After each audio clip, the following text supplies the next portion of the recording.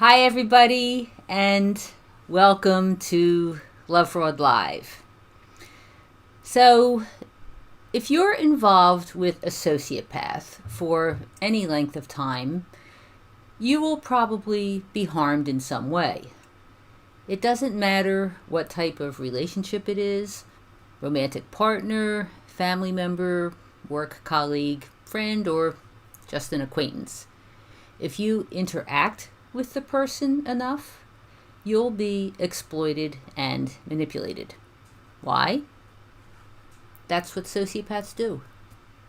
Can you avoid this? Yes, you can.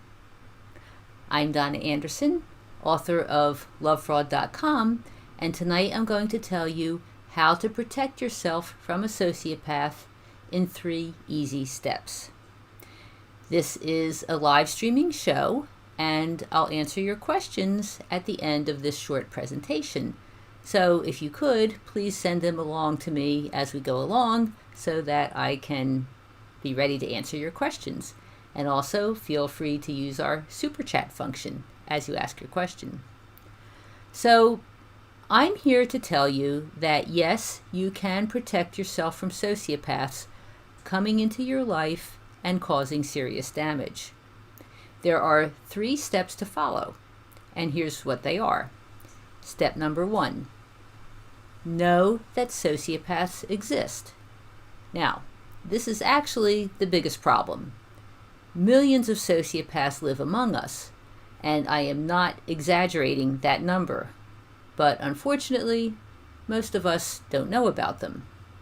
As I've explained on this program before, I use the word sociopath as an umbrella term for 4 serious personality disorders.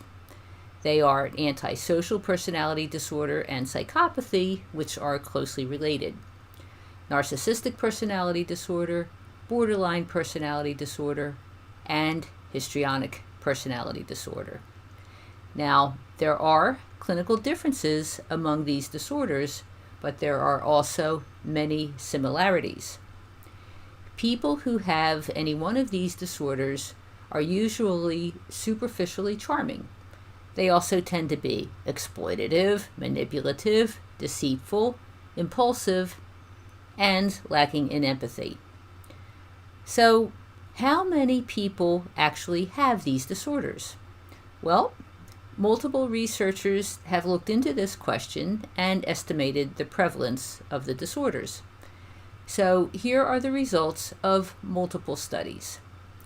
Up to 4.5% of the population are antisocial or psychopathic. Up to 6.2% of the population are narcissistic. Up to 5.9% are borderline, and up to 3.8% of the population are histrionic. So when all these disorders are combined, experts' estimates average between 12% and 15% of the adult population. So in the United States, that's somewhere between 31 million and 39 million people. Plus, there are additional people who have antisocial, narcissistic, borderline, or histrionic traits, but not the full disorder. And believe me, you do not want to get involved with them either. These people are everywhere. They can be male, female, old or young, rich or poor. They come from all races, all religions, all walks of life, and all segments of society. Unfortunately, most of us are clueless about personality disorders and how widespread they are. Anyone who is uninformed is vulnerable. So this is the first step in protecting yourself. Know that sociopaths exist. Step number 2, know the warning signs of sociopathic behavior. As research for my book, Red Flags of Love Fraud, 10 Signs You're Dating a Sociopath, I conducted an internet survey that was completed by more than 1,300 people. According to the survey results, most people see the warning signs of sociopathic behavior, especially in romantic relationships. They just don't know what the signs mean. So, what are these warning signs? Well, the first one is charisma and charm. Sociopaths are smooth talkers. They always have an answer, never seem to miss a beat. They also seem to be very exciting. Then there's sudden soulmates. They figure out what you want, make themselves into that person, and then tell you that your relationship was meant to be. Then there's sexual magnetism. If you feel intense attraction, if your relationship is physically unbelievable, it may be their excess testosterone. Love bombing. You're showered with attention and affection. They want to be with you all the time. They call, text, and email constantly. This is an important one. They blame others for everything. Nothing is ever a sociopath's fault. They always have an excuse. Someone else causes their problems. Lies and gaps in the story. You ask questions, and their answers are vague. They lie. They tell stupid lies. They tell outrageous lies. They lie when they'd be better off telling the truth. Intense eye contact. Call it the predatory stare. If you get a chill down your spine when they look at you, pay attention. Then there's this one. They move fast to hook up. It's a whirlwind romance. They quickly proclaim their true love. They want to move in together or get married right away. Then there's the pity play. They appeal to your sympathy. They want you to feel sorry for their abusive childhood, psychotic ex, terrible disease, or financial setbacks. Of course, they lie a lot, so these problems may or may not be true. Then finally, there's the Jekyll and Hyde personality. One minute they love you, the next minute they hate you, and their personality changes like flipping a switch. As I said, these traits that I just described are particular to romantic relationships, but sociopaths use similar strategies in other types of involvements as well. For example, in a work environment, the love bombing strategy may look like flattery or kissing the boss's butt or something like that. It's the same thing, just modified for the workplace. For someone to be a sociopath, you kind of need to see pretty much all of these symptoms. People who have one or two of the traits are not necessarily sociopathic. For example, somebody can be charismatic and sexy without being disordered. But if you do see this complete pattern, the best thing to do is get the person out of your life. So for more description of each of these traits, you can read my book, Red Flags of Love Fraud, which is available on Lovefraud or Amazon. And there's also a link in the description below this video. So finally, here's the most important step to protecting yourself. Trust your intuition. Our intuition has evolved over millennia as an early warning system to protect us from danger. That's what Gavin de Becker wrote in his book called The Gift of Fear. So if you have a gut feeling that something is wrong with an individual, or you just know there's a problem, even if you can't quite figure out what it is, pay attention. That's your intuition warning you of danger. Now, unfortunately, in Western society, we are not taught to value intuition. We're only supposed to consider analysis and evidence over our gut feelings.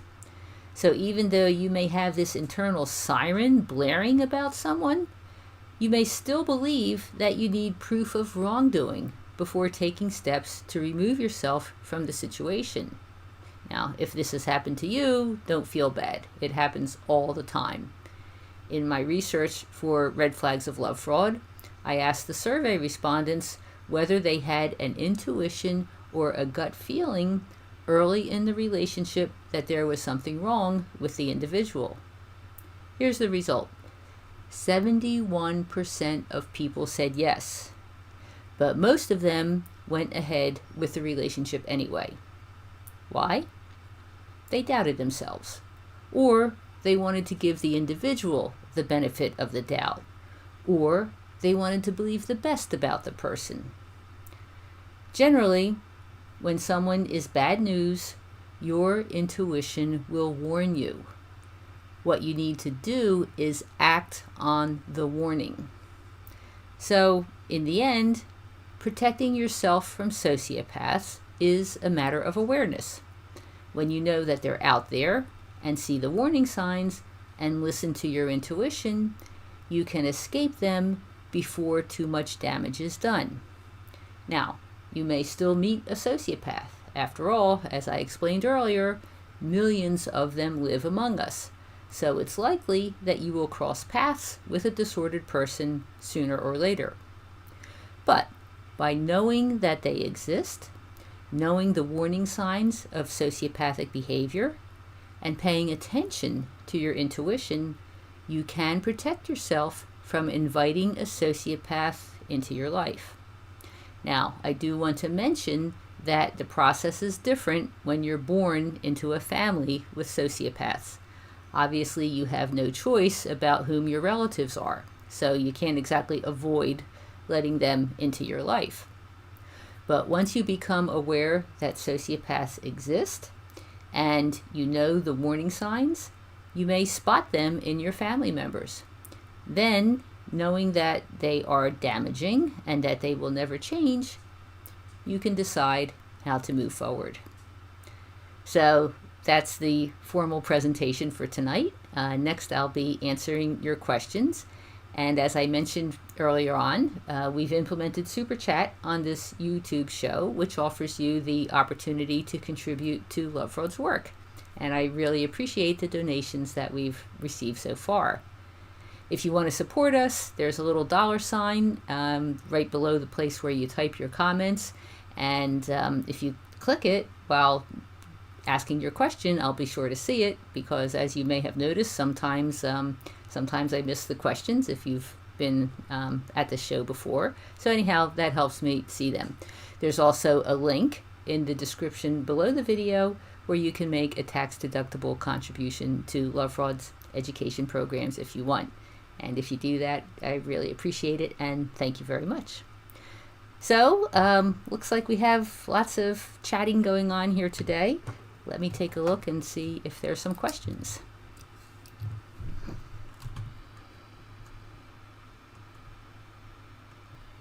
So, Love Peace says, I think that is an underestimate.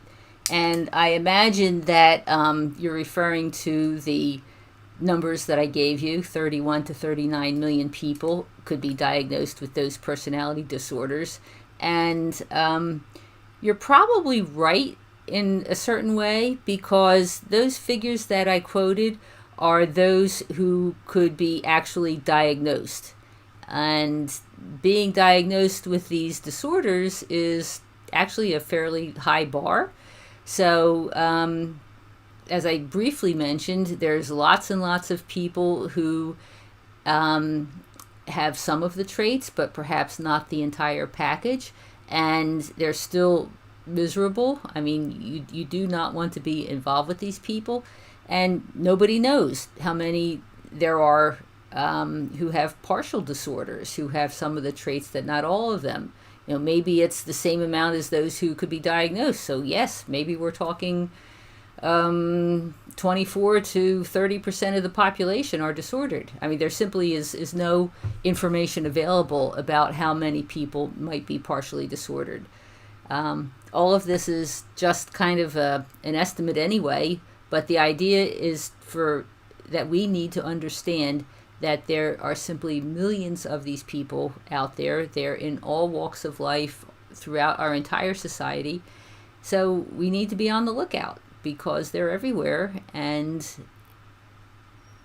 the key, of course, is trusting your intuition, because your intuition will warn you. I've heard stories of people who just, met somebody and the hairs went up on the back of their neck and they instantly felt afraid. And then they berate themselves for this, feeling so badly or seeming to be judgmental or something like that, when in fact what's happening is their intuition is warning them of danger. So, if you ever get a strong hit like that, you should really pay attention to it.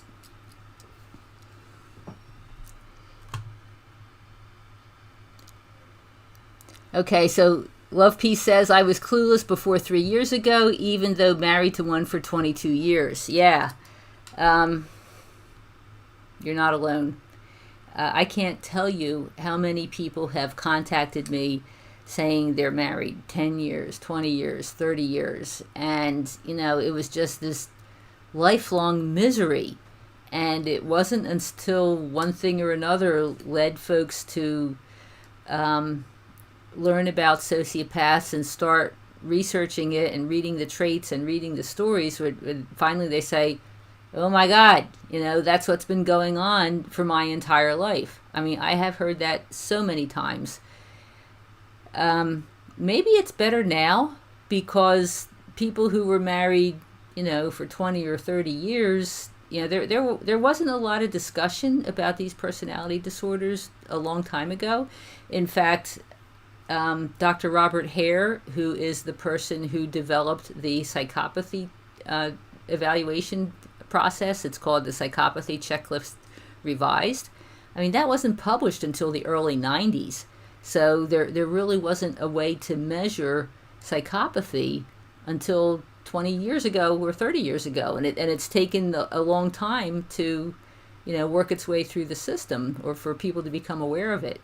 So it's totally understandable that many of us have been hoodwinked for so long, but hopefully that's starting to change now. And at least those of you who are here certainly are learning about it. Oh, it looks like we got a little sticker, so thank you very much for the sticker. Okay. So Issy says, my ex texted me and says she's sorry, that she misses me, she wants me back, and she wants to try to get better, and I didn't believe this nonsense. Good for you. If you've pretty much figured out that your ex is disordered, she's not going to change. And she is what she is. She's not going to change. I will say that that's a typical ploy that sociopaths often try to win back the person who has left them. Don't go back, because I assure you, if you do go back, it'll be harder than ever to get away, and her treatment of you will get worse and worse. So good for you for staying away from this person. And yes, you mentioned to see if you still have control over you or not. It's really good that you're aware of that, because yes, that is definitely the possibility of what's going on. So Jenny mentions, boy, oh boy, did I not listen to my intuition. You're not alone. You are not alone. Plenty of people got those bad feelings, knew something wasn't right, and just overlooked it. And part of the reason is the video I did a few weeks ago about the cultural messages. We hear all our lives about how everybody has good inside and everybody just wants to be loved and we're all created equal. And, so we get all these messages that blind us to the fact that there really are dangerous and evil people out there. And then these same messages undermine us when we start to suspect that something is wrong. We keep saying everybody deserves a second chance, things like that. So it's really hard to stand up to that conditioning and to go with your gut and to understand that, there are bad people out there, and you're being warned about it, and I'm going to pay attention to this. And that can be a really hard thing to do, but it is the way that we protect ourselves.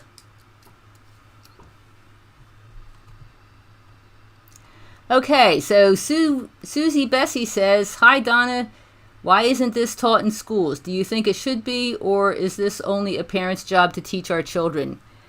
I absolutely do think that it should be taught in schools. In fact, I have gone to high schools on several occasions and done presentations. And I taught mostly I guess it was mostly juniors and seniors in high school. That was pretty much the age group. But invariably, when we did these presentations, kids came up to me or teachers came up to me afterwards, and they were already dealing with this. They're already dealing with somebody who has these disorders.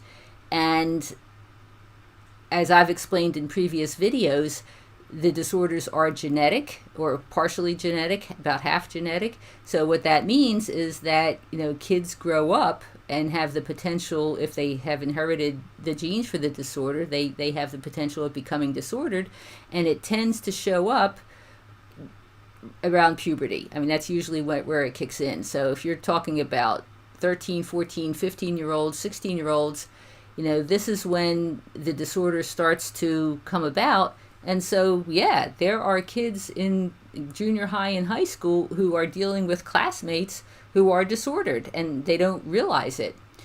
So, yes, I do think that it is something that should be taught in schools.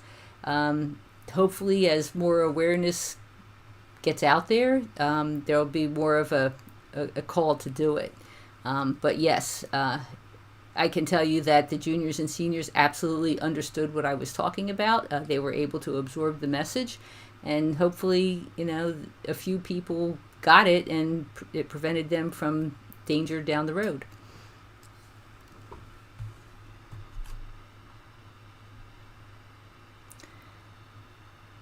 Okay, so Lou asks, would you explain the difference between a sociopath narcissist and psychopath narcissist?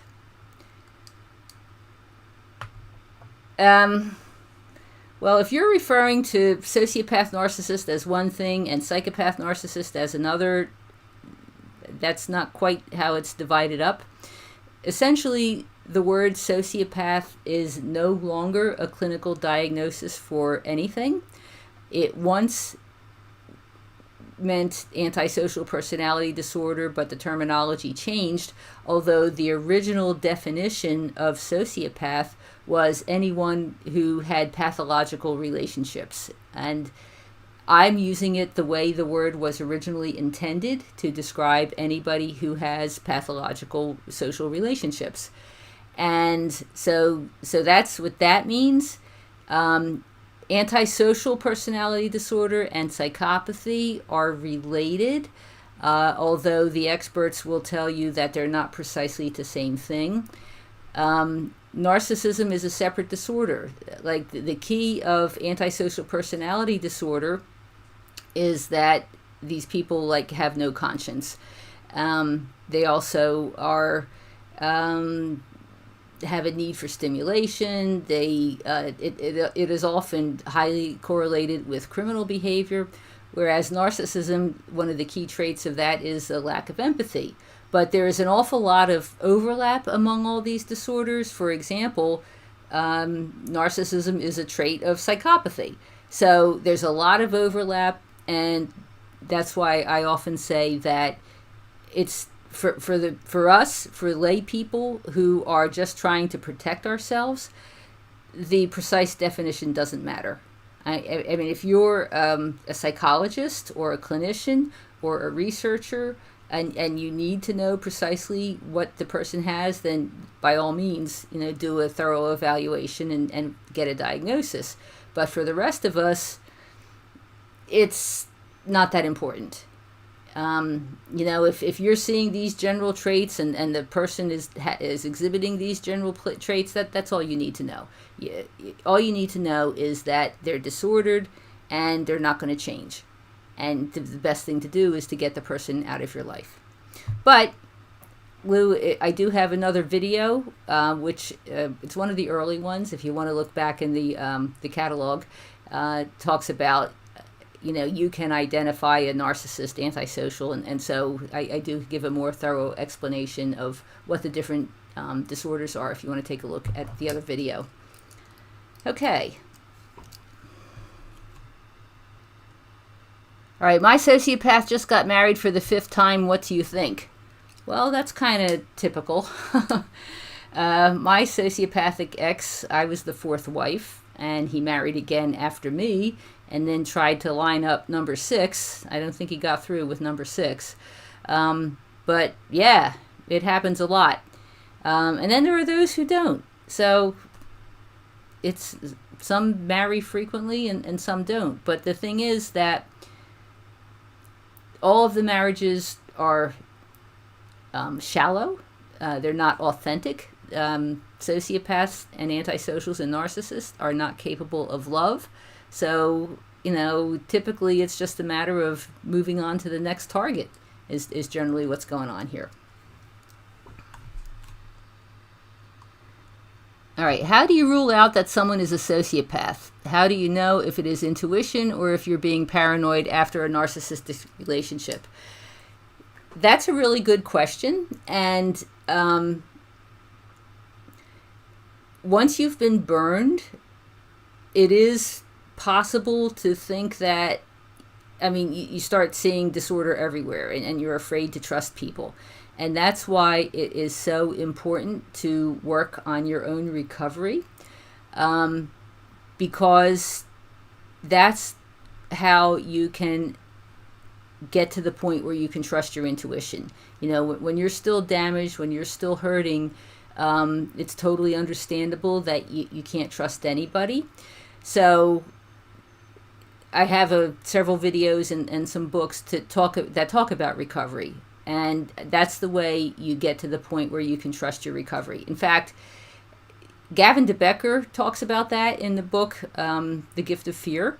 And what he talks about is that when you're so stressed and hypervigilant about somebody being disordered, or that particular one is more about like physical security, being stalked and things like that. So when you're so worked up, your intuition can't get through, and your brain is running in overdrive, and you're seeing problems everywhere, and so consequently you miss the actual warning signs because you're always so hypervigilant. So that's why it's really important to work on your recovery, to process the pain of what's happened so that you can actually hear your intuition.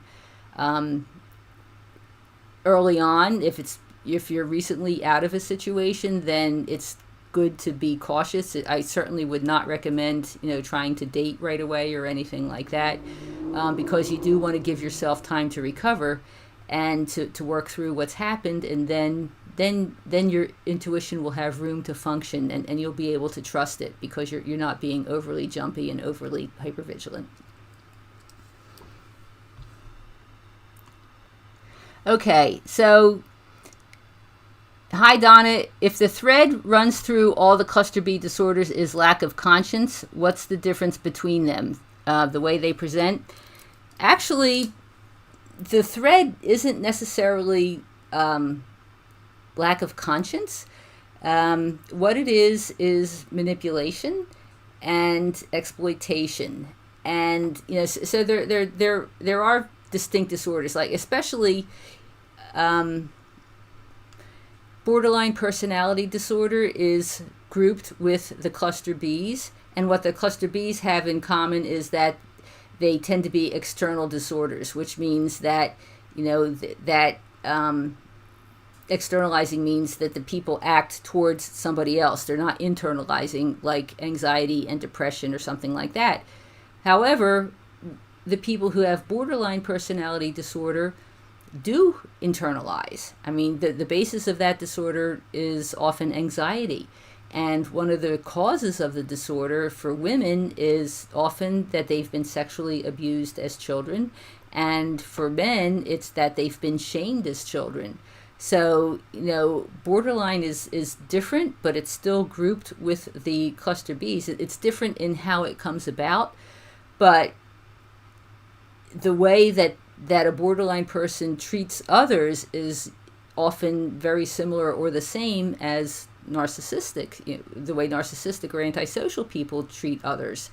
So, there is a lot of commonality. And again, that's why I say, in some cases it's like splitting hairs. It's like, do we really need to, for our purposes, it might be interesting to know the differences, but it doesn't make a difference, because I would never say that, well, that person is only a narcissist and not a psychopath, so, it's okay. You can, continue to be involved with them. And no. You don't want to be involved with any of these people. So, it does tend to be, there are differences. There definitely are differences.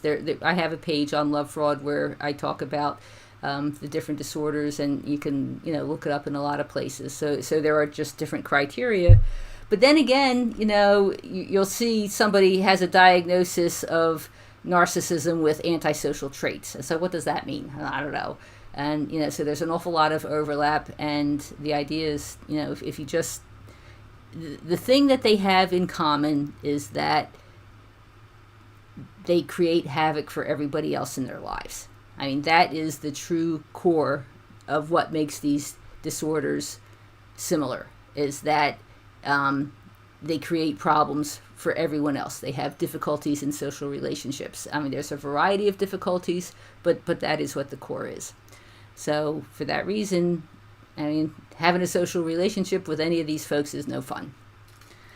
Okay. Well, it looks like about out of time today. Oh my goodness. Oh, there's CC is me. Thank you very much, CC. I appreciate that. Okay.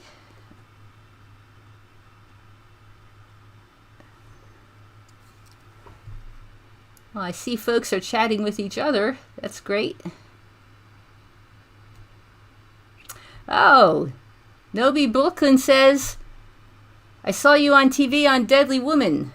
Thank you for your wisdom and time. Actually, I'm going to be on Deadly Women again this week, Thursday at 10 o'clock on Investigation Discovery. I'll be talking about another case of a woman committing murder. It actually took place not far from where I live. So yeah, if you like Deadly Women, I'll be there again this coming Thursday, July 8th. Okay. All right. Thank you so much, everybody. We'll see you next week, next Tuesday at 8 p.m. Eastern Time for the next episode of Lovefraud Live. Thanks a lot.